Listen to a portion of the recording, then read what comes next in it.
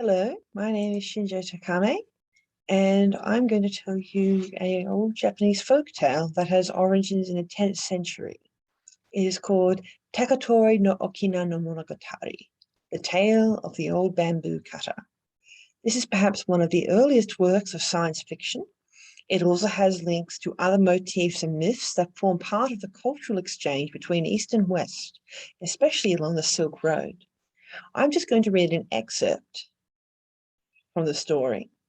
In the story, the bamboo cutter finds the girl Kaguya in the stump of bamboo, and he and his wife raise her as their daughter. In the following scene that I will read, several princes have come to seek Kaguya's hand in marriage.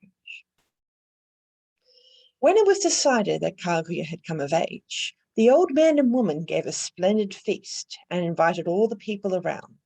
Not only did people come to celebrate from nearby villages and towns, but some wealthy princes came as well. These princes, 5 in all, continued to come to the house after the feast and inquire after Kaguya, waiting around the house, hoping to catch a glimpse of her. The old man was pleased with this, as he knew it was time that Kaguya should marry. However, Kaguya seemed to show no interest in them, nor in the poems that they composed in her honor, nor in the fact that their desire for her had made them deny food and drink. Desperate, the princes spoke to the old man and begged for him to speak to Kaguya on their behalf, to choose one of them to marry her.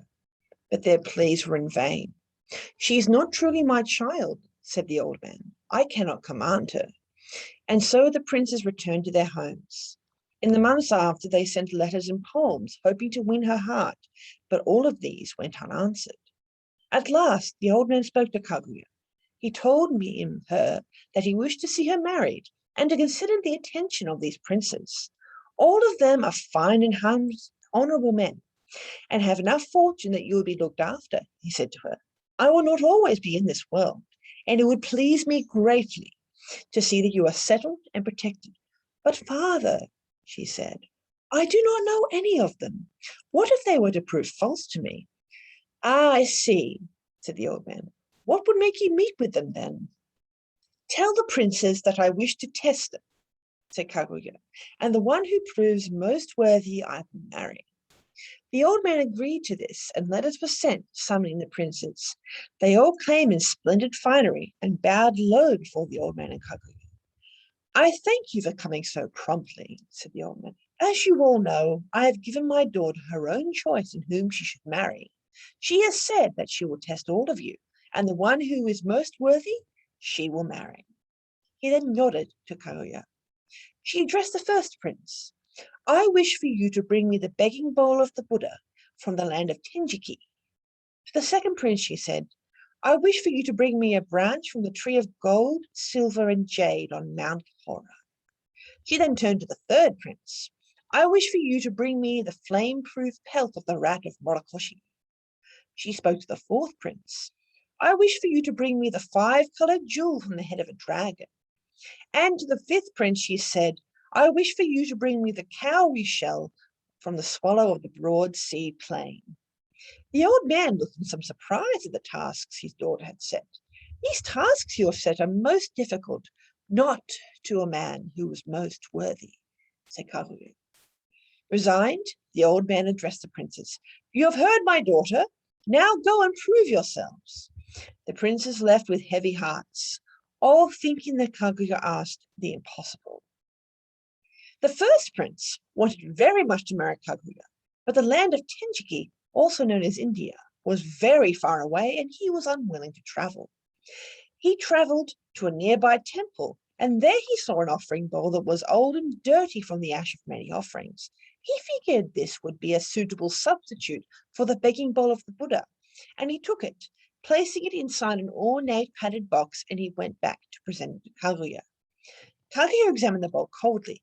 "This is the begging bowl of the Buddha?" she asked. "Indeed it is," said the prince, keeping his face lowered so it did not betray him.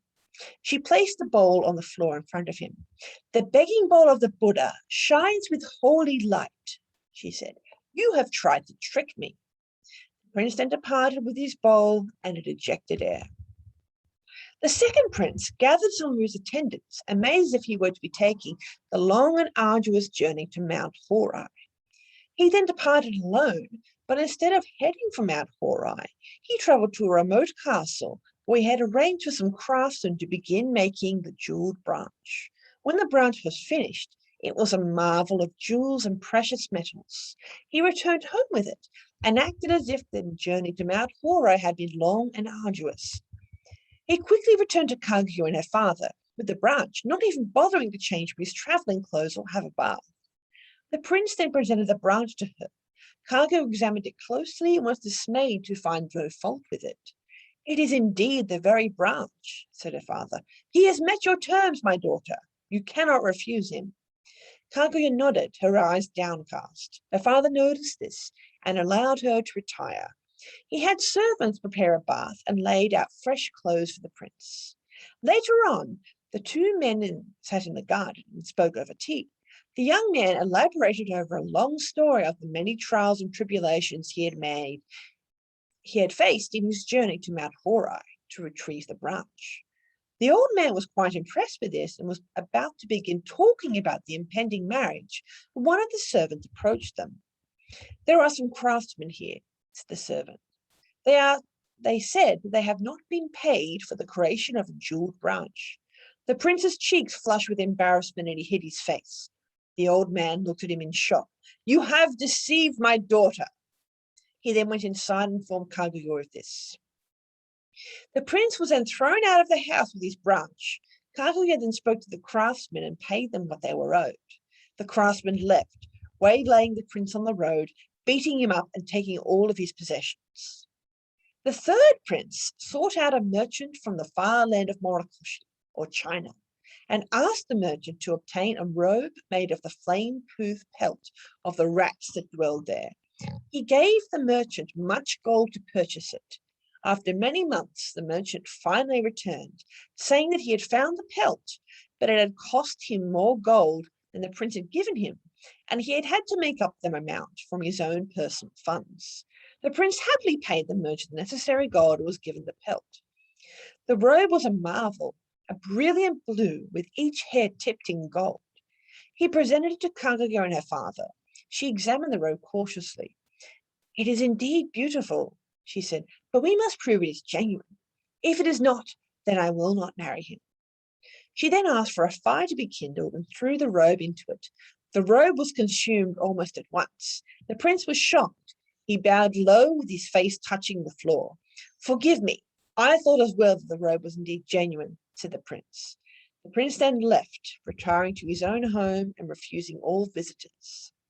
The fourth prince gathered all his attendants and servants, telling them of the 5-colored jewel on the dragon's head and how that they might find it.